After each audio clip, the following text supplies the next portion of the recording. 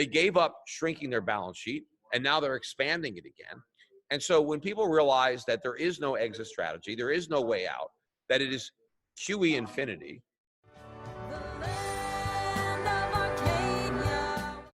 Hello there, my friends. Chris Marcus here with you for Arcadia Economics. We're still at the New Orleans Investment Conference. It's wrapping up, although kind enough to be joined by Peter Schiff of Euro Pacific Capital and SchiffGold. And Peter, nice to see you here. And how's the conference been going? Well, the conference is pretty much over. I think we just have the closing panel, but I always like coming down to New Orleans. I bring my wife, sometimes I bring my kids, but it's a fun American city, very unique city, and good culture, good food, good music, good time. And it's a good conference. I mean, it's a, gold-oriented conference. So, kind of my kind of people. And I see friends here, a lot of the speakers that I see every year. The conference has been going on for 45 years. But I've probably been coming for about 20 of them, maybe, something like that. Yeah. And I'll mention you were kind enough to go easy on me. We ended up at the bar together while my Jets were getting pounded yesterday and didn't go. I know, by the Dolphins of all teams, right? The Dolphins are no longer winless, and the Patriots now are no longer undefeated. So that's in the same. Jets same can't weekend. even beat the teams that are trying to lose. Feels like the Jets are a treasury bond at this point. Although not that bad. Although it's a good contest. I'd rather own the Jets. Yeah, maybe we can turn them around. Seems like turning the Fed around. Are we past the point of no return? We're long past that point, but they keep on plowing forward because to do otherwise is too, traumatic. They've created such a big problem and they've kicked the can down the road for so many years that they just can't deal with it. And so they have to keep trying to kick it. But, at some point, you can't do it anymore. I mean, the can is too big and there's no more road. And we are getting close to that point, although, there's no way to know for sure whether it's days, weeks, months, or maybe a few more years. But, I mean, there's not a lot. Yep. I know one of the counter arguments that you hear sometimes from Harry Dent, perhaps a few others, they say gold and silver are going to go down because we're going to have deflation like the 1930s, which I get what he's saying, yet what he's leaving out is that if you have anything remotely resembling that, you're going to have the Fed roll out. Yeah, I mean, Harry Dent doesn't disagree with the idea that we're in a lot of trouble and we're going to have a huge collapse. I mean, he sees all that, right? He knows that we're on borrowed time and that we're headed for a day of reckoning. He just looks back to the Great Depression and says, oh, it'll be like that, right, where we had deflation. But during the 1930s, we were on a gold standard. It was very different. The Fed couldn't just print money back then. Money was gold.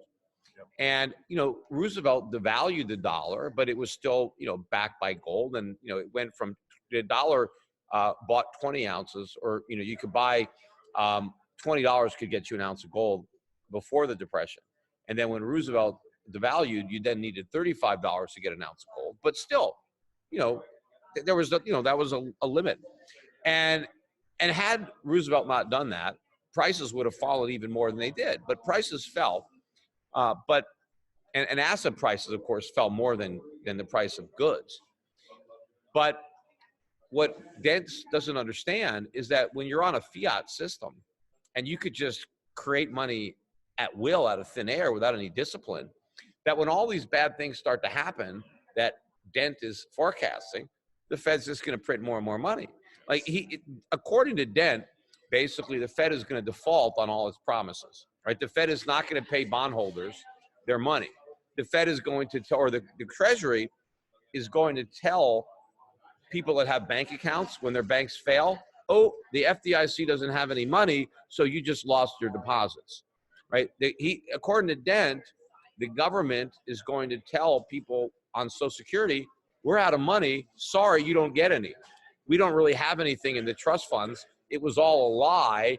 And so I know we promised you Social Security, but we just can't make the payments. See, I don't believe that that's what's going to happen. See, what I believe is that they're going to pay everybody. They're just going to create all the money that they need. So it's not a debt default that we're going to have. It's depreciation of the currency. And so if Harry Dent thinks he's going to take refuge in the U.S. dollar, he's got another thing coming. I mean, the dollar is going to be the biggest casualty. of this whole thing. I mean, because when you borrow more money than you can repay, which Dent would acknowledge, default is inevitable. The only question is, how will they default? Will they default honestly by just not paying, or dishonestly by printing? Dent's debt is they just don't pay. My bet is that they print. And even before the crisis, according to the Fed, has arrived, it seems like you've already won this round because, amazingly, we have the president, the Federal Reserve saying everything's okay, yet don't call it QE, but actually putting more money into the system than when you had QE. And oh yeah, well, they're doing exactly what I said they would do, for the exact reasons I said they would doing it, and they're making up excuses the way I said they would. They don't want to tell the truth, but we are headed back to zero. We're back to quantitative easing. Their policy didn't work. It was an abysmal failure. All they succeeded in doing was inflating a bigger bubble than the one that popped in '08. And when the air comes out, there's going to be even more collateral damage than there was during the financial crisis. yeah, and it's incredible. Something that I try not to let this stuff get me too riled up anymore yet.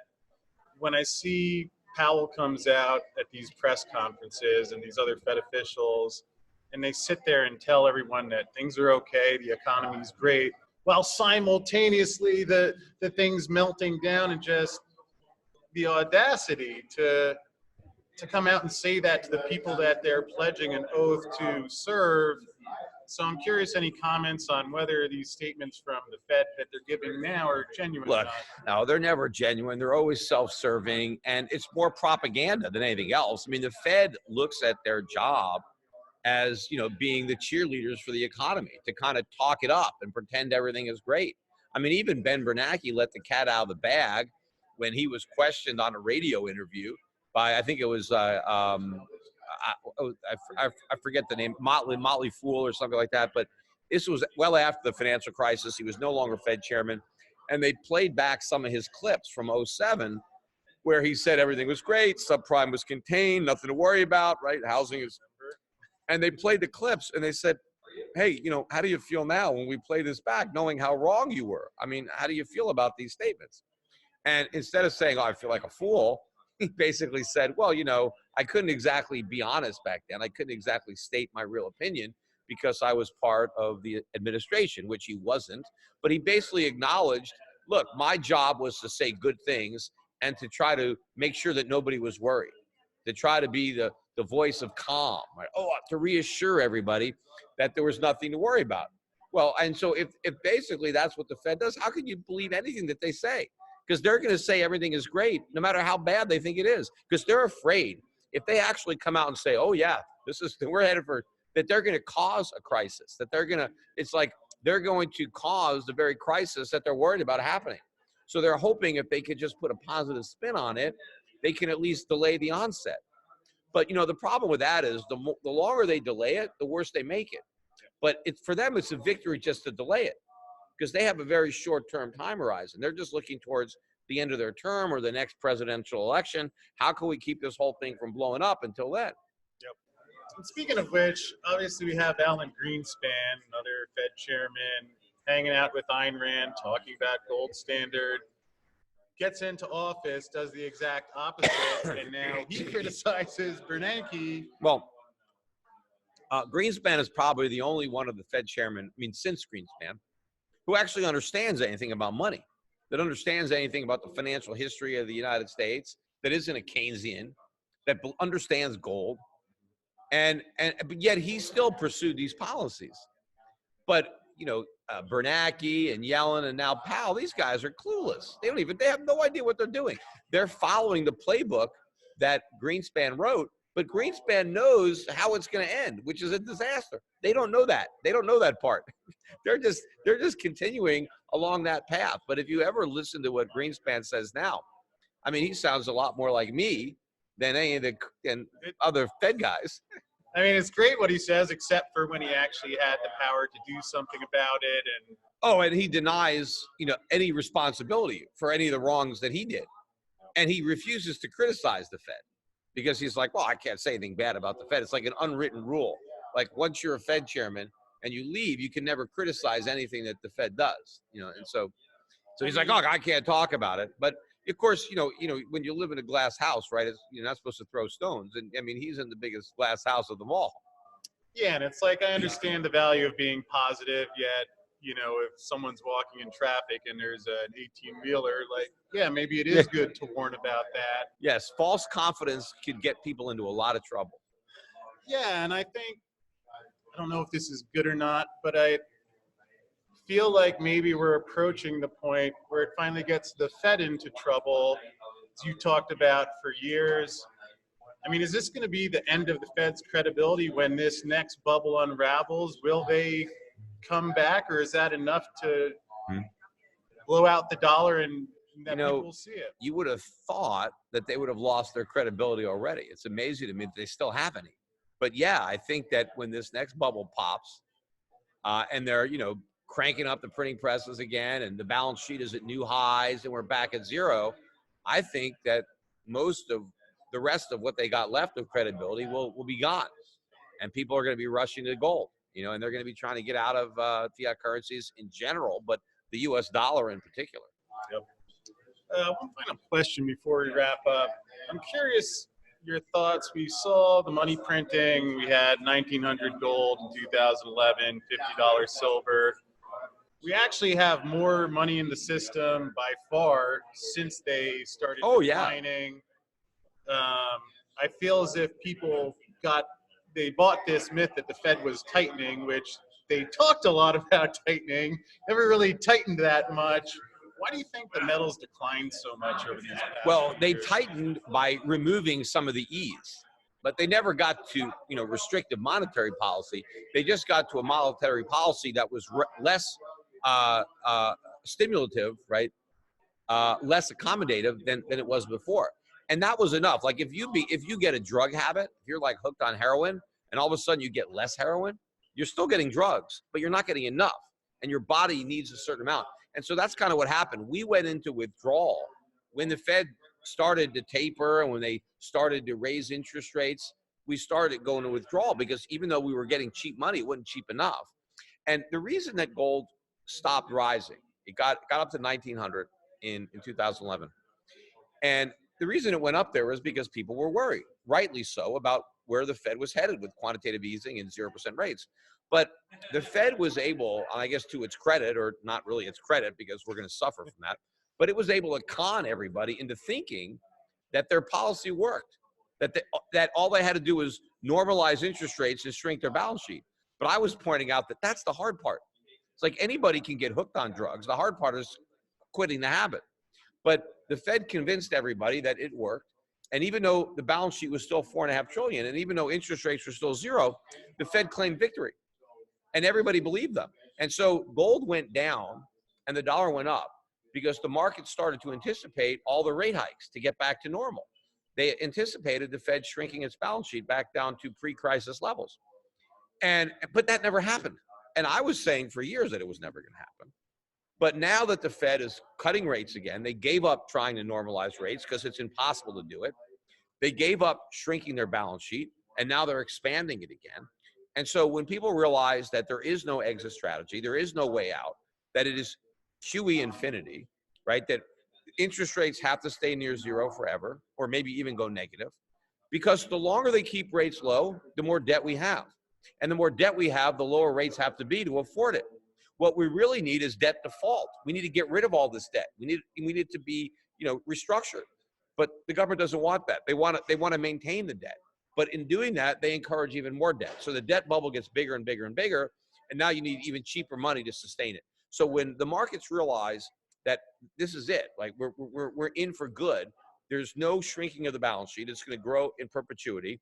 That rates stay down. That means inflation is going to run rampant, and the dollar is a bottomless pit. And so all of that hope is going to vanish, and all those rate hikes that the markets were expecting are going to be priced out, and the dollar is going to go through the floor, and gold's going to go through the roof.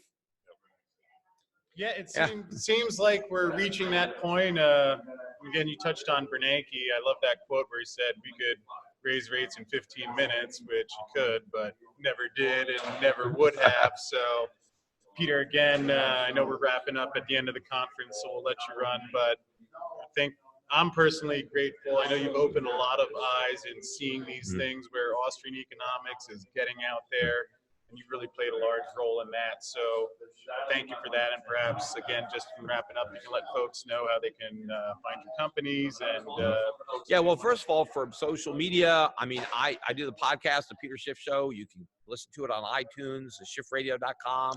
I put it up on my YouTube channel. But so listen to those. I do a couple a week usually. Sometimes they're close to an hour a piece. So I comment on a lot of things, not just the markets, but politics and other things that are on my mind. And you get a perspective that you don't generally get from the mainstream media. In fact, I used to make regular appearances on the mainstream media, and a few years ago, everybody kind of cut me off because they wanted to keep my perspective off their air. But I think more people now hear it indirectly, through social media than used to hear it on, more conventional. But, I've been tweeting a lot recently, so you can follow me on Twitter, Peter Schiff. You'll see I got like 172,000 followers. I don't have a verification check, but that's the one that's me. I am verified on my Facebook page, so you can go to my Facebook page and again subscribe. I got about 270,000 subscribers to my YouTube channel. Yeah. So I'm out there and putting out that content. But if you've got money and you want to preserve the value of that money, if you don't want to be collateral damage when this bubble pops, you need to get some gold. I have a gold company, SchiffGold, as you said. You can buy gold. Goldmoney.com is another great way to open up an online account and have money that you can actually use as a medium of exchange. When it hits the fan and merchants want to be paid in gold, you want to have an app where you can conduct commerce in gold. So set up a gold money account. But if you have larger sums of money and you want to have a portfolio that I can manage in assets around the world and good stocks and the most solid currencies in the best countries, come to my website at Euro Pacific Capital. Call us up, speak to one of my representatives about setting up an account for me to manage. Yeah, and we'll have that information in the tab below. Peter, thanks for joining me. Great to catch up. All right, nice seeing you again. And talk again soon. See you next year.